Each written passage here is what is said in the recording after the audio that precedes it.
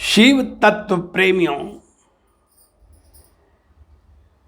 इस असार संसार में सार तत्व मात्र शिव है। पांडव गीता में सही कहा गया है, कर्पूर गौरम करुणावतारम संसार सारम भुजगेंद्रहारम सदा वसंतम हृदयाय अरविंदे भवम भवानी सहितम नमामि। मानव जीवन क्षणभंगुर है, कब किसकी डोली उठ जाए कोई पता नहीं। अतः हमें होश आने के बाद ही शिव भक्ति शुरू कर देनी चाहिए।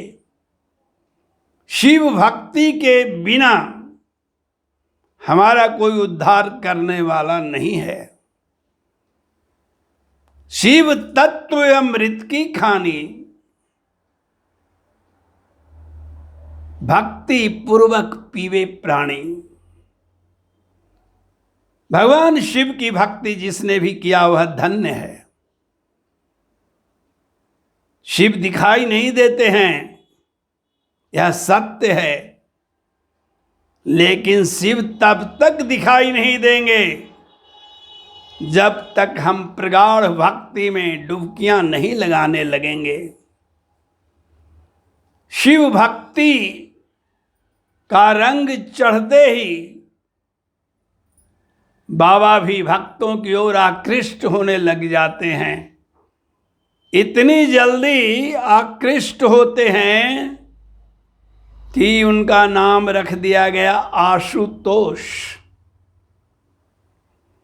इनकी दुर्लभ भक्ति से हमारा अगला जन्म बहुत सुंदर हो जाता है।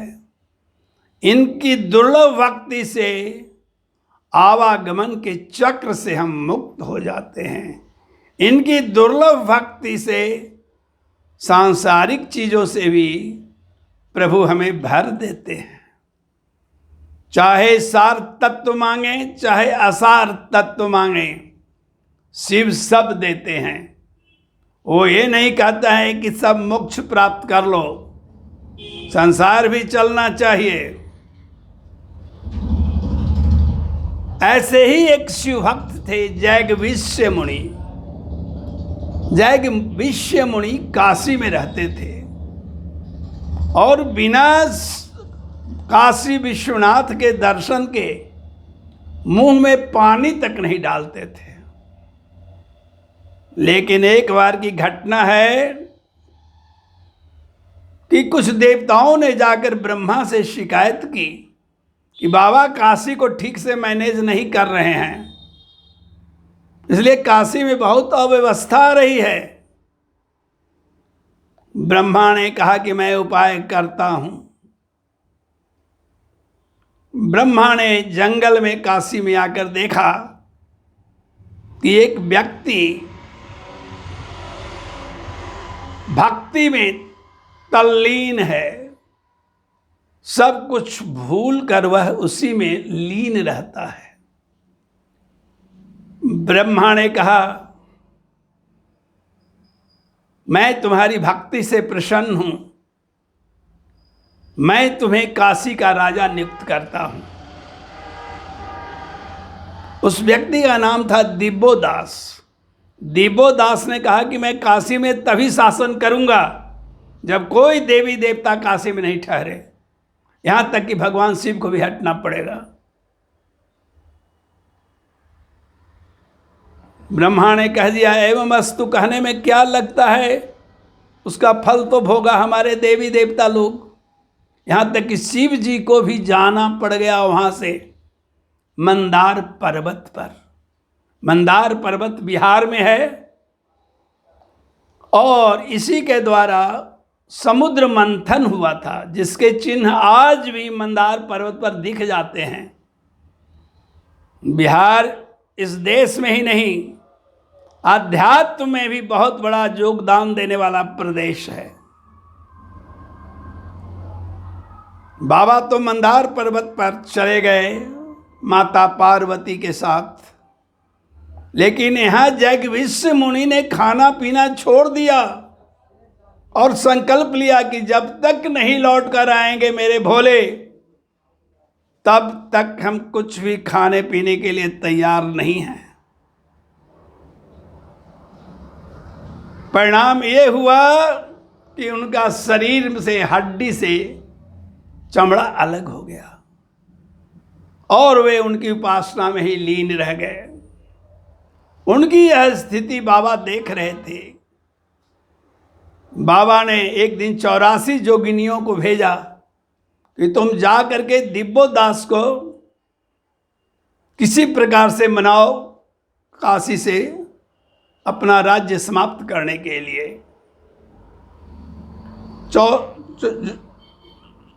64 जोगिनियां जो आईं,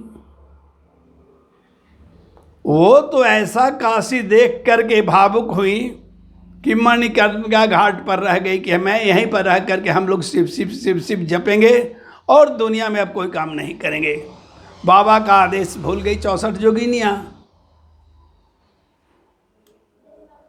कुछ जोगिनियां लौट भी गईं। उन्होंने कहा कि हमारे से नहीं संभव है। इसके बाद अनेक देवताओं को भेजा गया, लेकिन दिव्योदास पर कोई असर नहीं पड़ा। अंत तो गत्वा ज्योतिषी बनकर गणेश जी वहां पहुंचे और उन्होंने दिव्योदास की पत्नी को कहा कि अगर इस काशी में ये राज्य करते रह गया तो इसकी मौत आ जाएगी, अतः जल्दी ही यहां से हटने कहो अपने पति को। दिव्योदास ने भी उनसे संपर्क किया तो दिव्योदास ने जो जो पूछा गणेश जी से सब सही बतलाया और कहा कि आप पर खतरा है, आप काशी छोड़कर भाग जाइए। दिव्योदास उस महान ज्योतिषी के झांसे में आ गया और काशी छोड़कर भाग गया। अब मंदार पर्वत से बाबा सब पत्नी वहां लौटे तो देखा कि जगविश्व तो चल फिर भी नहीं सकता है, इसकी हड्डी गुड्डी सब बिल्कुल अलग हो गई है चमड़े से। उन्होंने भेजा अपने एक दूत को कि जाओ ये भस्म लगा देना उसके शरीर में। भस्म जैसे ही जाकर लगाया कि जगविश्व हिष्ट पुष्ट हो गया और उसे बाबा के पास लाया गया। बाबा ने कहा कि मैंने बहुत भक्त देखा, लेकिन तुम्हारे जैसा भक्त बहुत कम मिलता है, इसलिए तुम चल करके अब मेरे साथ कैलाश रहो और जब विंटर सेशन यहाँ मैं करने आऊँ तो जाड़े में तुम मेरे साथ यहाँ भी रहो। जैसे नंदी और भृंगी है, तुम भी वैसा आज से रहा। इस प्रकार शिव भक्ति में लीन रहने के कारण जगविश्व को वही पद मिल गया जो नंदी और भृंगी को मिलता है। हमें भी शिव की भक्ति में लीन रहना चाहिए। शिव भक्ति में जो लीन रहता है वो समझिए कि अपना जीवन को सार्थक कर देता है, और जो शिव भक्ति से दूर है वह माया से भरपूर है। उसे जन्म जन्मांतर तक भटकने पड़ेंगे, कभी मनुष्य बनकर, कभी कुत्ता बनकर, कोई सूअर बनकर, कर्म के अनुसार। इसलिए सर्वोत्तम उद्देश्य है जीवन का शिव भक्ति में मग्न रहना। रावण भी शिव भक्ति में मग्न रहा था। कितनी शक्ति उसके पास आ गई थी, विष्णु को भी पानी पिला दिया था। इसलिए हमें शिव की भक्ति एकांगी होकर करना चाहिए, अनन्य भक्ति करनी चाहिए। भक्तों को कभी दुख नहीं होता है। मैं एक ऐसे ही भक्तिन की कथा कह रहा हूं। कश्मीर में एक लड़की थी, ललेश्वरी। ललेश्वरी बचपन से ही शिव की भक्त थी, लेकिन उसके न चाहते हुए लोगों ने उसकी शादी कर दी। शादी कर दी तो सौतेली सास मिली। वह क्या करती थी कि कटोरे में नीचे पत्थर रखकर उस पर थोड़ा चावल दे देती थी। ललेश्वरी वही चावल उठा कर पत्थर पर से खा करके संतुष्ट हो जाती थी और अपनी भक्ति में मग्न रहती थी। कपड़ा लत्ता भी उसको देना बंद कर दिया सौतेली सास। तो उसने सोचा कि शिव भी तो कपड़ा नहीं पहनते हैं, तो मैं भी नंगी क्यों नहीं रहूं अब। और वह नंगी रहने लगी और नंगी रह करके शिव भक्ति में मग्न रहने लगी। चारों तरफ एक से एक गीत गाने लगी, जो आज भी कश्मीर में लोग गाते हैं, कश्मीरी पंडित वगैरह। ललेश्वरी की भक्ति परमान चढ़ रही थी। एक दिन एक संत ने कहा कि आपको ये शोभा नहीं देता है नंगे रहना। तो ललेश्वरी ने जवाब दिया कि मैं किससे मर्यादा करूं। जिसने परमात्मा को नहीं पाया है वह नपुंसक है, और नपुंसक लोगों के सामने मैं साड़ी पहनकर क्या करूंगी, नंगे ही रहना अच्छा है। एक दिन ललेश्वरी के गुरु ने कहा कि तुम तो बहुत ही अनाप शनाप बोलती हो, ऐसा नहीं कर। जो कहा कि नहीं, मैं तो भक्ति में लीन हूं, शरीर मेरा कपड़ा है, मन मेरा नखड़ा है, मैं तो शिव की दासी हूं, शिव के अलावे मुझे कुछ सोचता नहीं। गुरु ने कहा कैसे माने, तो चलिए मेरे साथ। गुरु को जंगल में ले गई और एक कटोरा माथे पर रखी और एक बड़े कटोरे में पैर रखकर खड़ी हो गई। गुरु ने देखा क्या कि दोनों कटोरा सट गया और ललेश्वरी कहीं है ही नहीं। महीना दिन के बाद गुरु फिर गया उस जंगल में, तो देख रहा है कि ललेश्वरी के कटोरे में पारा जैसा कुछ चीज गिरा हुआ है। जैसे था वैसे ही उसने रख दिया। और कुछ दिन के बाद जाते हैं तो देख रहे कि ललेश्वरी फिर खड़ी है शरीर में, और कटोरा माथे पर है, पैर के नीचे एक कटोरा है। गुरु भी हैरान रह गए कि भक्त तो बहुत देखा, लेकिन ललेश्वरी तो हमसे भी बढ़ करके है। ललेश्वरी जीवन भर दिगंबरा रहकर शिव की भक्ति करती रही,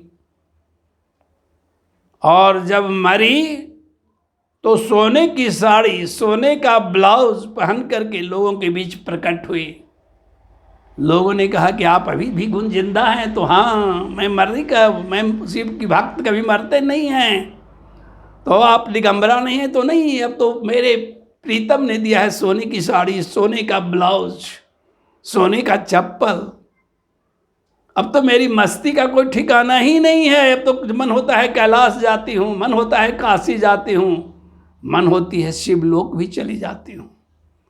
शिव भक्तों के लिए कुछ भी असंभव नहीं है। इसलिए मानव जीवन तभी सार्थक है जब शिव भक्ति में हम थोड़ा भी समय दें।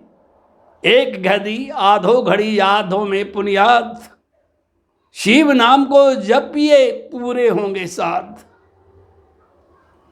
बिहार में एक शिव के महान भक्त हैं विद्यापति। विद्यापति का घर बिस्फी है।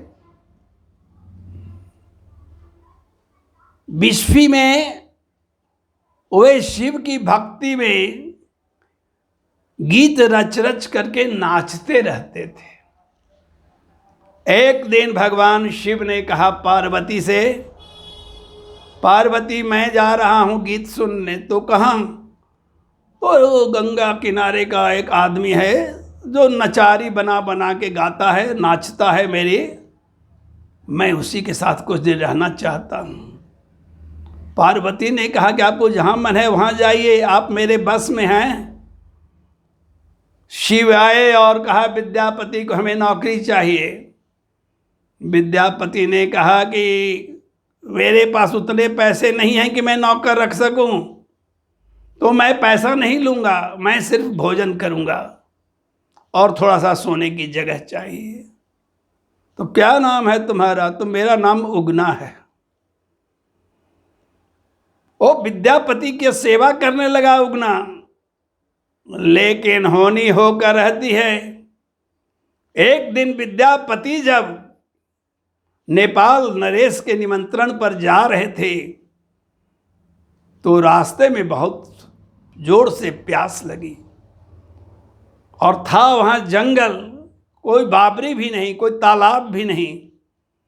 उन्होंने कहा कि उगना कहीं से पानी लाओ, नहीं तो मैं मर जाऊंगा। उगना 2 बार 3 बार जंगल में गया, कहीं नहीं मिला। अंत में उसने क्या किया कि अपनी जटा से गंगा निचोड़ करके 1 लोटा भर कर दे दिया। जब विद्यापति ने वो जल पिया तो उन्होंने कहा कि उगना सही सही बताओ, ये गंगा जल कहाँ से तुमने लाया? उगना ने कहा कि बहुत दूर में है एक तालाब, तो ले चलो हमको। उगना ने कहा कि हम थक गए हैं, हम अपना जाने वाले हैं, तो सही सही बताओ, नहीं तो गांजा की कतरनी से अपना कलेजा काट लूंगा। अब तो उगना को कोई रास्ता नहीं था, वह प्रकट हो गया। चमाचम गोरा रंग, तांबे की जैसी जटा, विशाल हाथ, लंबा होने पर 11-12 फीट लंबा, अनार के दानों से भी ज्यादा लाल ओठ, अरुण चरण कमल। विद्यापति ने कहा कि तुम मेरा नौकर बनकर अब तक रह रहे तो प्रभु, तो अभी भी रहूंगा, लेकिन किसी से कहना नहीं। विद्यापति के साथ उगना अभी भी रहने लगा, लेकिन जो होनी होता है वो तो हो जाता है। एक दिन उनकी पत्नी ने कहा कि थोड़ा गोईठा जलाने के लिए जली हुई लकड़ी ले आओ कहीं से मांग कर। उगना वहाँ गया तो वहाँ चल रहा था गांजा, वो बैठ गया और गांजा पीने लगा। देर हो गई, आया उधर से देर से, तो विद्यापति की पत्नी ने कहा तुमको शर्म नहीं आती है? तुम गोईठा चिंगारी लाने गया था और कहाँ था? तो हम उधर थोड़ा सा रह गए थे। उन्होंने अब लकड़ी जो जल रही थी उसी से उसको मारने के लिए दौड़ी। विद्यापति के मुंह से निकल गया, अरे अभागिन, जलती हुई लकड़ी से मार रहा है मेरे बाबा को। बाबा का वचन तोड़ दिया विद्यापति ने, और विद्यापति आकाश मार्ग से चले गए। उस गांव के लोगों ने उगना को जाते देखा ऊपर की ओर। हमारे यहाँ ऐसे ऐसे भक्त हुए हैं। जब बुढ़े हो गए विद्यापति, चूँकि वो गंगा जल के अलावे कुछ पीते नहीं थे और बुढ़ापे में गंगा के किनारे जाना मुश्किल हो रहा था, लेकिन फिर भी कहा कि पालकी पर मुझे ले चलो सब।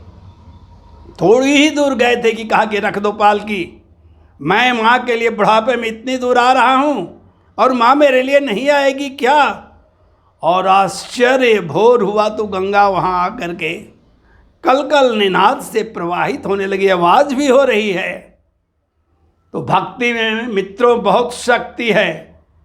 वह भागा है जिसने अपने जीवन में भक्ति नहीं की।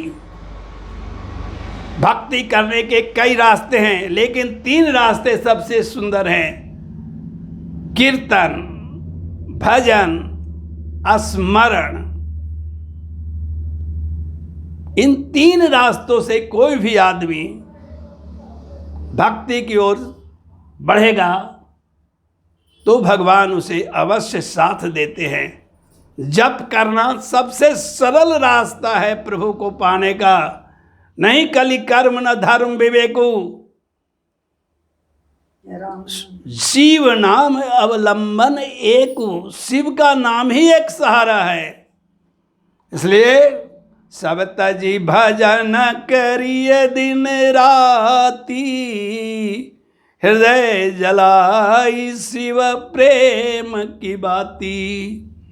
शिव सम प्रिय मोहि लागे नयाना, बचन कहूँ मैं अनुभव जाना। अतः हमें मानव जोड़ी जब तक मिला है, शिव की भक्ति में अवश्य रहना चाहिए। जैसे कमल कीचड़ में रह करके भी कीचड़ से अलग है, वैसे हम परिवार में रह करके भी भक्ति पूर्वक परिवार से अलग रहें। तब और केवल तभी हम अनुभव करेंगे कि ईश्वर हैं। बकवास करने से और तर्क करने से ईश्वर नहीं मिलते हैं। ईश्वर तो उसको मिलते हैं जो ईश्वर का हो जाता है। प्रेम से बोलिए शंकर भगवान की जय, माता कुष्मांडा की जय।